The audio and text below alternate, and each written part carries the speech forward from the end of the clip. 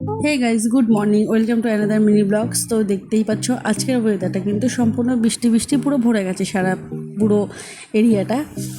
আর এখানে দেখো গাছগুলোকে কত সুন্দর লাগছে দেখতে। আর এখান থেকে রিক্সাটা চলে গেল, আর এখানে রয়ে গেল কিছুটা বাড়ি। সো আর আমার গাছগুলো কি করছে ব্যালকনির মধ্যে, চলো তোমাদেরকে দেখাই। আর এখানে গাছগুলোকে আমি সুন্দর করে গুছিয়ে রেখে দিয়েছি। এখানে দুটো তিনটে ফুলও ফুটেছিল। তো চলো, এখানে থাকলে তো আর হবে না, কিছু তো খেতে তো হবে নাকি। তো আজকের ব্রেকফাস্টে কিন্তু আমরা এইটাই খেয়ে নিয়েছিলাম। দেন তারপরে কিন্তু কালকে রাত্রে আমি পরেছিলাম শাড়ি। তো দেখতেই পাচ্ছ আমার মুখটা কেমন একটা লাগছে দেখতে, একটা কিং ভূতের মতন। ফার্স্ট টাইম আমি শাড়ি পরলাম, তাও আবার এই বাড়িতে এসে, কারণ এই বাড়িতে এসে কিন্তু আমার একদিনও শাড়ি পরা হয়নি। আর এখানে আমি শিরুকে খাইয়ে দিয়েছিলাম একটু সন্দেশ।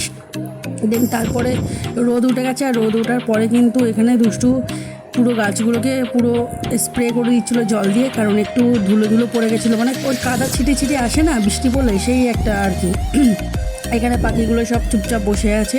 দেন তারপরে আমি দুপুরবেলা রান্না করে নিয়েছিলাম। আর আজকে রান্না করেছিলাম ভাত, রুই মাছ আলু দিয়ে ঝোল, আর সাথে নিয়ে নিয়েছিলাম একটু টক দই। তো টক দইটা তোমাদেরকে দেখিয়ে নিয়ে চলো। আর এখানে শিরোর খাবারটা কিন্তু আমি অলরেডি মেখে দিয়েছি, মাছ ভাজা দিয়ে ভাত আর দই। এবারে খেয়ে নেব আমরা। তো দুষ্টুর ভাতটা আমি ওইদিকে বেড়ে দিয়ে দিয়েছি।